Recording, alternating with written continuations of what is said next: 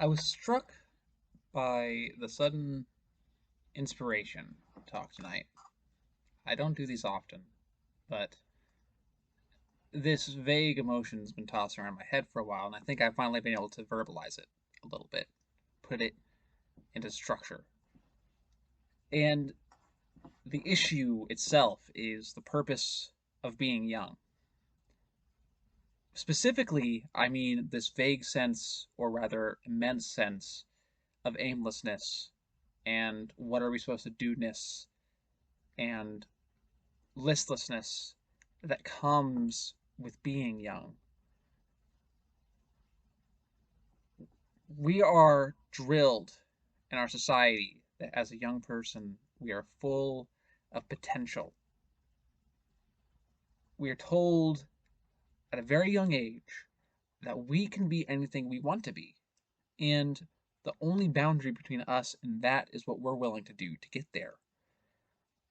I think as a society, an American society, I think there's a vague element of the wider spanning American dream in that. But I also think there is a more modern element to that idea of potential that comes a lot from fiction.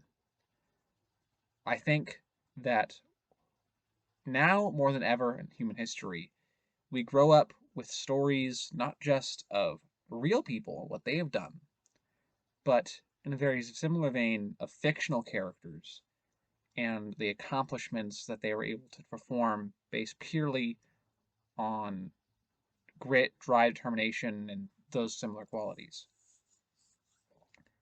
I think that that constant presence of those stories, both real and fictitious, have molded us to believe that the only barrier between us and grand, big, destined things is what we are willing to put into doing it. But then the question becomes, if we've established that we are capable of doing anything if we put our mind to it, if that is just a rule that we are accepting, the question becomes, what are we meant to do? Because I've bounced back and forth on this for a long time. When I was much younger, maybe freshman going into high school, just out of middle school, I thought that doing something with my hobbies, becoming the best at something that I was passionate about, was what I was meant to do, the great thing I was meant to perform in my life. I thought, all right, I like Overwatch. It's a fun game. Speaking of that, right here, right? I'm pretty good at it. Not great, pretty good. Maybe I can be the best at that. So, from my freshman year of high school all the way up really to my junior year before COVID, I had this fixation with becoming better in performing not just for the enjoyment of the game, but also for this sort of meta goal of being the best at something. This desire to be the best at this video game, this hobby, this passion, transformed my enjoyment of the hobby. As my friends grew to dislike or just grow bored with the game, they all petered away.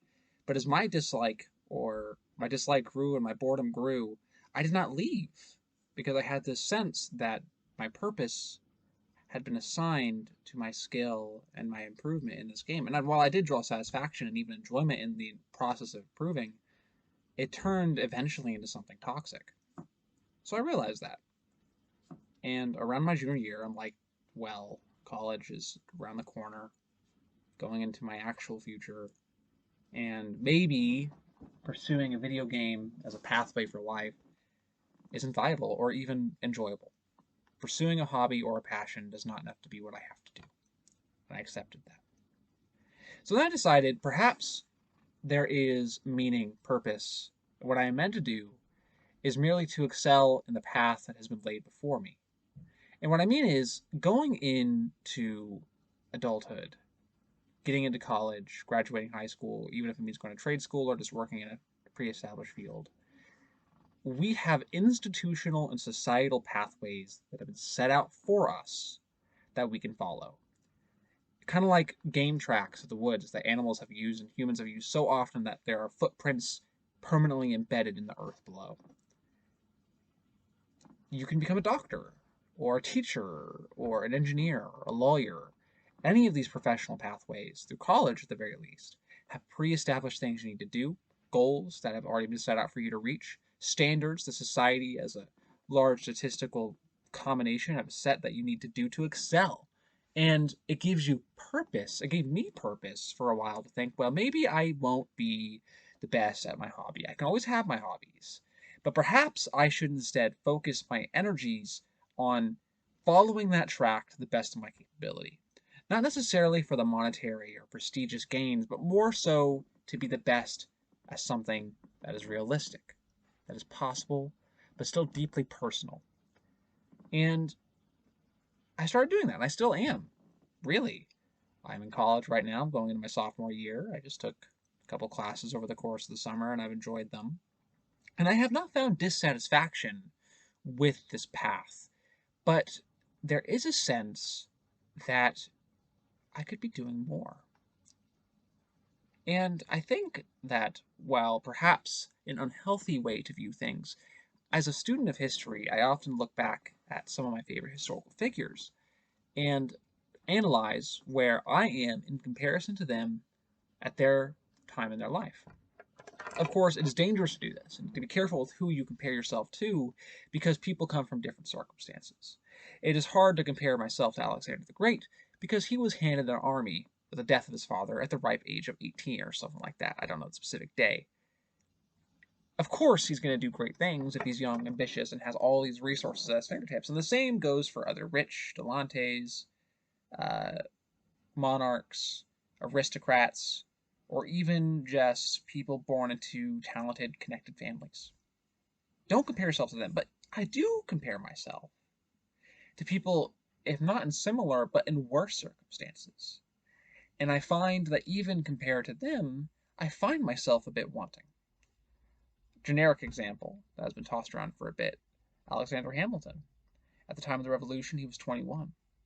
He was hopping on the bandwagon of something, maybe, but he was still deeply involved, passionate, ambitious in this grand overarching project that was becoming the United States. He took the initiative not just to grow himself, but also to engage in something that was bigger than himself. To me, it is clear that this energy, this ambition, was not derived by some sort of divine or spiritual well of greatness that only a select few people draw upon. Rather, I think that his energy came from youth.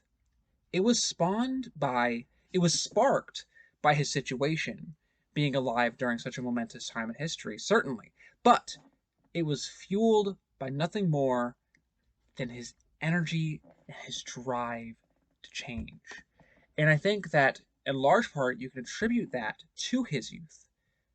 Of course, the musical Alexander Hamilton analyzed some of his character, perhaps not perfectly historically accurately, and it is often he's often characterized as a spunky kind of upstart who always had the energy, always was writing, always was attempting to change. And not everyone is born with that, certainly. But beyond his inherent personal qualities of ambition and drive, I think that some of that was derived from his youth. And I think that empirically, if you look throughout the entire span of human history, it is young people who have the drive, the ones who want to see change. But what's so strikingly frustrating is that oftentimes it is the young people who perceive and they know what needs to be done to change for the betterment. But by the time these young people get into positions of power where they are able to make change, more often than not, they are either corrupted by the system that allowed them to get their position of power, or they have since aged out of the youthful exuberance necessary to make the types of drastic, sweeping changes to fix things. And the question then becomes, for me as a person, what do I do? To follow the path as that has been set out for me by many, many millions perhaps before me beckons financial stability, familial happiness, time for my hobbies. It gives me a satisfying, maybe complete life, but there's something missing. And following this path leaves you so little time for other things that it almost feels like you're wasting the exuberance and the energy and the fiery passion of your youth following something preordained. And that draws me to the question of how do we achieve these big things? Is that what youth is meant to do? Achieving grand, sweeping, ambitious goals? And I think the obvious answer is action. It is group action. Specifically, it is gathering like-minded people together, like in the circumstances of every revolution that has ever happened, and finding people with the same kind of passionate energy about the same things you think about. Now, not to say these people don't exist around me in particular, but they are few and far in between. And oftentimes, whenever you are in your preordained social circle that you've kind of developed over these many years, especially at my age, I find the people around me are doing what would be widely considered to be the right thing, even the thing you're meant to do. They're following the path, same as me. They're going to be psychologists, doctors, engineers, mathematicians, teachers, whatever it might be. They are doing the right thing, justifiably so. But here I am, summoning forth from this well of greatness, this energy and desire to change.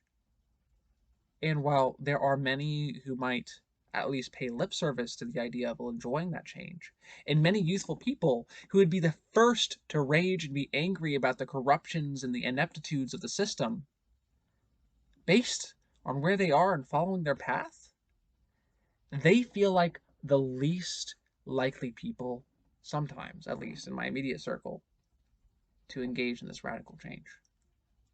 Now, of course, whenever it comes to me instigating it, I am responsible for many sweeping, ambitious ideas, and they don't always pan out. Oftentimes they don't. They peter out and die. But it is not the responsibility of an individual person to maintain an idea. Certainly, they should stay with it, but it is not one person's alone to lead a revolution. A revolution is never laying on the back of an Atlas figure. Rather, there should be a spark, but the fire should be kept alive through feedback, through interaction, and through group action. I guess that brings me to specifically my question. Paradox, really. Here we have what I would consider to be the well of greatness, the exuberance of youth, and the infinite possibilities that it has begat and can begat in the future. And I am faced with the crushing reality that the system inherent today seems to almost counteract that. There is no freedom for the young to pursue these great things unless they are willing to sacrifice stability and security, which is almost no question to ask. How can you possibly ask somebody to revolutionize and throw aside their day-to-day comfort for the sake of an idea that more likely than not may never pass? And coming from a person who has a track record of failed ambitious projects, it seems to me that our system, even though the pathways that have been set before by our forebears are not there to harm us, but rather help us achieve greater things, they often feel constricting. I think I want to leave with this, my true question. Why isn't change easier? I think the answer is this. Change is discomfort. Even change that benefits, even in a theoretical scenario where there was a change that benefited every single member of a society, it still involves a reality that doesn't exist now. It involves branching out from the path in the woods that you have set and trekking down something unknown. Maybe the psychologist can analyze bits of fear or anxiety. But I think more than anything, it's less fear and anxiety and more the comfort of familiarity that denies us the ability to become the next Alexander Hamilton. That's my ramble.